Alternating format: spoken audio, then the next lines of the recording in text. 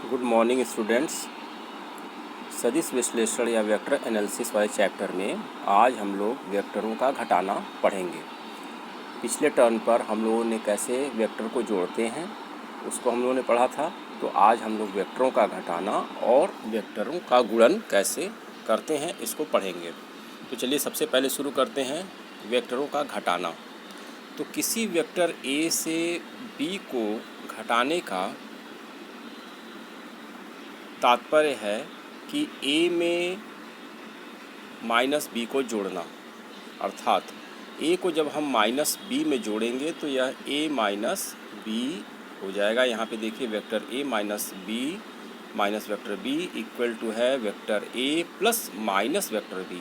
इसका मतलब ये है कि जो वेक्टर हमको घटाना होगा उसको हम उसकी दिशा बदल कर उसमें जोड़ देंगे। आइए देखते हैं कैसे करते हैं। तो जैसे ये वेक्टर ए है तो इसके अपोजिट देखिए उसी के बराबर माइनस वेक्टर ए है। ठीक उसी प्रकार वेक्टर बी है तो उसी के अपोजिट दूसरी दिशा में अपोजिट दिशा में माइनस वेक्टर बी है। अब अगर हमको ए और माइनस बी को जोड़ना होगा तो ए की दिशा यहाँ पे देखिए यह है और माइनस बी की दिशा कहाँ है, नीचे की ओर है, यह बगल में देख सकते हैं।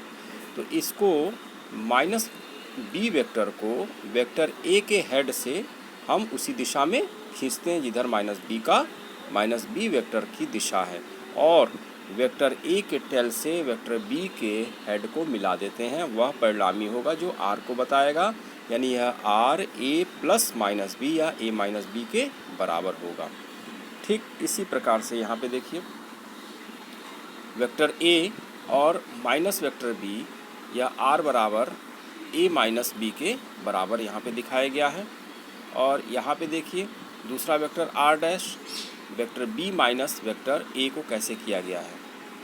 यहाँ पर देखिए आर डैश बराबर बी माइनस ए को कैसे किया गया। तो बी में हम माइनस ए यानी कि ए की दिशा को हम क्या करेंगे, बी के हेड से ए की माइनस ए की दिशा में हम वेक्टर ए को माइनस ए को खींचेंगे, और वेक्टर बी के टेल से वेक्टर माइनस ए के हेड को हम मिला देंगे। यह मान लिया इसकी परिणामी आर डैश है तो यह क्या हो जाएगा, बी प्लस माइनस ए या vector B minus vector A. ठीक इसी प्रकार कुछ और भी यहाँ पे अरेंजमेंट दिखाए गए हैं, इनको आप लोग कॉपी में बना लीजिएगा और इसको उसी तरह से समझ लीजिएगा कि जब हमको दो वेक्टरों को घटाना होगा तो एक वेक्टर को दूसरे वेक्टर में माइनस करके हम उसमें जोड़ देते हैं। चलिए अब यहाँ पे देखिए वेक्टर ए से बी को घटाने के लिए सर्वप्रथम बी का विपरीत वेक्टर माइनस बी प्राप्त करेंगे, जो लिखा गया है उसको समझ लीजिए। एवं वेक्टरों के जोड़ने की त्रिभुज विधि द्वारा ए में माइनस बी को जोड़कर हम आर प्राप्त करते हैं, परिणामी आर प्राप्त करते हैं। अतः आर बराबर vector A minus B vector A minus vector B. तो यह परिणामी जो है दोनों वेक्टरों के अंतर को बताएगा। अब आगे देखिए यदि ए तथा बी एक ही बिंदु से खींचे जाए तो बी के शीर्ष से ए के शीर्ष को मिलाने वाला वेक्टर आर बराबर ए माइनस बी होगा, जो चित्र सेकंड में दिखाया गया है। अभी यहाँ पे दिखाया गया था जो चित्र सेकंड में यहाँ पे है, ये देखिए यह। ठीक दोनों को अगर हम एक ही बिंदु से खींचते हैं तो जो आर परिणामी होगा वो वेक्टर ए माइनस बी के बराबर होगा। तो ये सारे पॉइंट्स यहाँ पे लिखे हुए हैं। इसी प्रकार बी से ए को घटाने पर परिणामी आर डैश बी माइनस ए प्राप्त होता है। ठीक तो समीकरण 1 एवं 2 से 3 से स्पष्ट है कि आर बराबर माइनस आर डैश, यहाँ पे देखिए आर बराबर माइनस आर डैश होगा। इसको और इसको अगर हम देखेंगे तो ठीक तो अर्थात A minus B equal to minus B minus ए।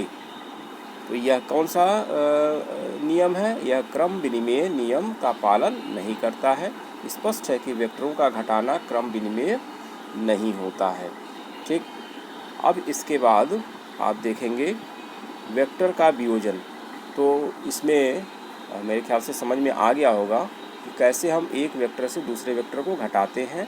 साधारण शब्दों में हम जिस वेक्टर को घटाना होता है उसकी दिशा बदलकर पहले वेक्टर के हेड से उसको हम जोड़ देते हैं, या एक ही बिंदु से दोनों वेक्टरों को खींचते हैं। दोनों विधियां यहाँ पे दी हुई हैं, तो इसको आप नोट कर लेंगे। अब समतल में वेक्टर का वियोजन यानी रिजोल्यूशन हम कैसे करते हैं, उसको हम कैसे रिजॉल्व करते हैं वेक्टर को, यहाँ पे आइए देखें। तो resolution of vector in a plane, यदि किसी वेक्टर को एक समतल में ऐसे दो वेक्टरों में वियोजित किया जाता है कि उनका संयुक्त प्रभाव वही हो जो उस अकेले वेक्टर का है, तो इसे हम वियोजित वेक्टरों को दिए गए वेक्टर के घटक कहते हैं। अब इसको यहाँ चित्र से समझेंगे कि कैसे। अच्छा, एक चीज़ और, यदि वियोजित घटक परस्पर लंबवत हों तो आयताकार घटक रेक्टेंगुलर कंपोनेंट कहलाते हैं। ठीक है, तो यहाँ पे दिए गए वेक्टर ए को आयताकार घटकों में वियोजित करने के लिए उसके प्रारंभिक बिंदु ओ को मूल बिंदु पर रखते हैं। अब देखिए, ये वेक्टर ए है, इसको हम दो घटकों में वियोजित कर रहे हैं, एक एक्स एक्सिस के लॉन्ग, एक वाई एक्सिस के लॉन्ग। तो एक्स एक्सिस के लॉन्ग इसका घटक ए एक्स हो गया और वाई एक्सिस के लॉन्ग इसका घटक ए वाई हो गया। तो यहाँ पे वेक्टर ए और एक्स एक्सिस के बीच में कोण थीटा है, तो यहाँ पे जो पी आर वेक्टर है यह भी ए वाई के बराबर होगा। तो इससे हम ए एक्स और ए वाई को ए के टर्म में निकाल सकते हैं, यानी ए एक्स बराबर हो जाएगा ए कॉस थीटा और ए वाई बराबर हो जाएगा ए साइन थीटा।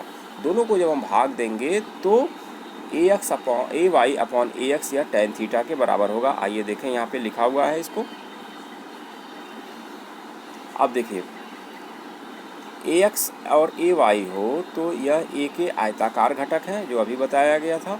तो अतः ए एक्स प्लस ए वाई बराबर ए, यह वेक्टर सम है। यहाँ पे ध्यान दीजिएगा, ए एक्स प्लस ए वाई बराबर ए, क्योंकि यहाँ पे ए वाई नहीं लिखा गया लेकिन ये ए वाई के बराबर है, ये देखिए। तो ए एक्स प्लस ए वाई यह ए के बराबर हो गया। अब कॉस थीटा जो होगा वह ए एक्स अपॉन ए होगा, आधार बटा कर्ण या कॉस थीटा होगा। तो ए एक्स बराबर ए कॉस थीटा जो अभी मैंने बताया, और साइन थीटा क्या होगा, लंब बटा कर्ण होगा। तो लंब क्या है, यह ए वाई अपॉन ए है, तो ए वाई बराबर हो जाएगा ए साइन थीटा। यहाँ नीचे देखिए, दोनों को वर्ग करके जोड़ने पर क्या मिलेगा हमको, A square sine square theta plus A square cos square theta. इधर देखिए, राइट हैंड साइड को वर्ग करके जोड़ेंगे तो A square cos square theta plus A square sine square theta, और लेफ्ट साइड में मिलेगा हमको A square plus A X square plus A Y square. तो यह जो हमको मिलेगा, क्या मिल जाएगा, ए बराबर under root A X square plus A Y square. जब हम इसको वर्ग करके जोड़ेंगे तो हमको लेफ्ट साइड में under root A X square plus A Y square मिल जाएगा और राइट साइड में ए स्क्वायर का वर्गमूल ए मिल जाएगा, यानी ए बराबर under root A X square plus A Y square. भाग देने पर, अभी थोड़ी देर पहले हमने बताया कि जब हम ए वाई को ए एक्स, और ए वाई का मान क्या है, ए साइन थीटा, ए एक्स का मान है ए कॉस थीटा, भाग देंगे तो हमको मिलेगा टेन थीटा। यह हो जाएगा ए वाई अपॉन ए एक्स, यानी थीटा बराबर टेन इनवर्स ए वाई अपॉन ए एक्स। तो इससे हम कोण निकाल लेते हैं। इस प्रकार यदि किसी वेक्टर के आयताकार घटक ज्ञात हों तो समीकरण 4 से, यहाँ पे देखिए समीकरण 4 से और उसका परिमाण एवं 5 से उसकी दिशा ज्ञात की जा सकती है। तो समीकरण 4 से हम क्या ज्ञात कर लेंगे, उसका परिमाण, और 5 से उसकी दिशा ज्ञात कर लेंगे। अब देखिए, जैसा कि कल बताया गया था, लंबकोणीय वेक्टर यदि x एवं y अक्ष के अनुदिश एकांक वेक्टर i एवं j हो तो हम ax को लिखेंगे axi। अब ये देखिए axi यह वेक्टर है क्योंकि i वेक्टर से इसका गुणा हो गया, यानी ax उसका मैग्नीट्यूड है। तो ax वेक्टर axi को लिख सकते हैं और ayj के रूप में लिख सकते हैं। तो फिर उसी a वेक्टर को हम axi प्लस ayj के फॉर्म में लिख सकते हैं। यह लंबकोणीय वेक्टर या एकांक वेक्टर के पदों में है। अब वेक्टर के त्रिविमीय घटक यानी 3 डायमेंशनल में क्या होगा कि अगर हम एक्स वाई जेड एक्सिस में लें तो उसी वेक्टर ए के 3 component A X A Y A Z हो जाएंगे। तो जब हम A X A Y A Z लिखते हैं तो हम इसको तीनों कंपोनेंट के जोड़ के बराबर लिखते हैं, यानी ए बराबर हो जाएगा ए X I plus A Y J plus A Z के। अब यहाँ पे आई जे के क्या है, क्रमशः एक्स वाई जेड एक्स अक्ष के अनुदिश एकांक वेक्टर है, यानी आई होगा एक्स एक्सिस के अलॉन्ग, जे होगा वाई एक्सिस के अलॉन्ग, एंड k होगा z एक्सिस के अलोंग। अगर इनमें यदि x अक्षों से क्रमशः अल्फ़ा बीटा एवं गामा कोण बनाए तो cos alpha ax upon a, cos beta ay upon a and cos gamma az upon a, तथा मॉड a क्या होगा, तीनों वेक्टरों को वर्ग करके हम जोड़ेंगे तो ये निकलेगा geometrically under root A X square plus A Y square plus A Z square. जैसे ऊपर हम under root A X square plus A Y square निकाले थे केवल 2 डायमेंशन में, 3 डायमेंशन में यह under root A X square plus A Y square plus A Z square के बराबर होगा। Cos alpha cos beta cos gamma को ए की डायरेक्शनल कोसाइन कहते हैं, इसको हम दिक्कोज्या कहते हैं। अब किसी वेक्टर का स्केलर से गुणन बिल्कुल वैसे ही होता है कि जैसे हम सिंपल गुणन करते हैं, तो किसी वेक्टर ए को स्केलर के से गुणा करने पर गुणनफल एक वेक्टर आर प्राप्त होता है जिसकी दिशा ए की दिशा होती है, जबकि परिमाण ए के परिमाण का के गुना होता है। सिंपल कि अगर हम के से गुणा करते हैं वेक्टर आर को तो यह के टाइम्स ए हो जाता है, ठीक, यानी वेक्टर आर बराबर के ए हो जाता है।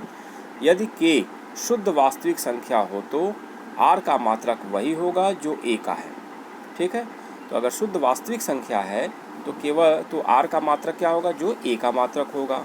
अब यदि के मात्रक युक्त कोई स्केलर हो, जैसे के का अगर अपना मात्रक हो, तो गुणनफल आर एक नई भौतिक राशि को व्यक्त करता है। जैसे अदिश राशि द्रव्यमान का वेक्टर वेग से गुणन यह क्या बताता है, एक नई भौतिक राशि संवेग को व्यक्त करता है। मान लीजिए कि के हमारा द्रव्यमान है और ए वेग है, तो जब इसका गुणन करेंगे तो यह संवेग को बताएगा, यानी P बराबर mv हो जाएगा, ठीक।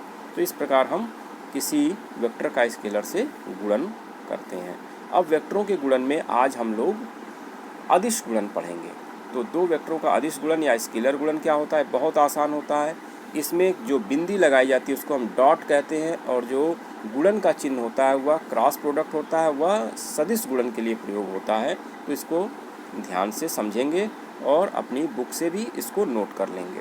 तो स्केलर गुणन क्या है, आइए इसको पढ़ते हैं कि दो वेक्टरों का अदिश गुणन या स्केलर वेक्टर। तो दो वेक्टरों का स्केलर गुणनफल एक अदिश राशि होती है जिसका परिमाण दोनों के परिमाणों तथा उनके बीच के कोण की कोज्या यानी कॉस के गुणनफल के बराबर होता है। यदि ए तथा बी के बीच कोण थीटा हो तो ए डॉट बी, इसको ए डॉट बी पढ़ेंगे, ध्यान दीजिएगा, ए डॉट बी बराबर ए बी कॉस थीटा बराबर ए इंटू बी कॉस थीटा बराबर ए कॉस थीटा इंटू बी, चाहे हम इसको जैसे लिखें, ठीक। यानी ए डॉट बी बराबर ए बी कॉस थीटा आपको याद रखना है। अब चूंकि ए की दिशा में बी का घटक बी कॉस थीटा होता है और बी की दिशा में ए का घटक ए कॉस थीटा होता है, तो इसमें बहुत परेशान होने की ज़रूरत नहीं है। जैसी हमको आवश्यकता होती है वैसा हम उसका घटक उपयोग करते हैं। जैसे ये बी है तो इसके आधार की तरफ बी कॉस थीटा हो गया। अगर यहाँ पे हमको बी की दिशा में निकालना हो तो ए का घटक ए कॉस थीटा हो जाएगा, ठीक। तो इस तरह से हम इसको डॉट प्रोडक्ट को लिखते हैं कि ए डॉट बी बराबर ए बी कॉस थीटा, और जिसके घटक का उपयोग करना हो जिसकी दिशा में उसका घटक हम निकाल लेते हैं। इस प्रकार दो वेक्टरों का अदिश गुणनफल किसी एक के परिमाण एवं उसी की दिशा में दूसरे वेक्टर के घटक के गुणनफल के बराबर होता है, ठीक है। तो कुल मिला के आपको याद क्या करना है कि दो वेक्टरों का अदिश गुणन ए डॉट बी बराबर ए बी कॉस थीटा होता है। अब यहाँ पे देखिए वेक्टर कुछ इसके उदाहरण हैं कि जैसे कार्य है, कार्य एक अदिश राशि है तो यह एफ डॉट एस के बराबर होता है या एफ एस कॉस थीटा के बराबर होता है, यह पिछली कक्षाओं में आप लोग पढ़े होंगे। यहाँ कार्य डब्ल्यू एक अदिश राशि है, ठीक। तो इसको हम एफ डॉट एस के रूप में लिख सकते हैं।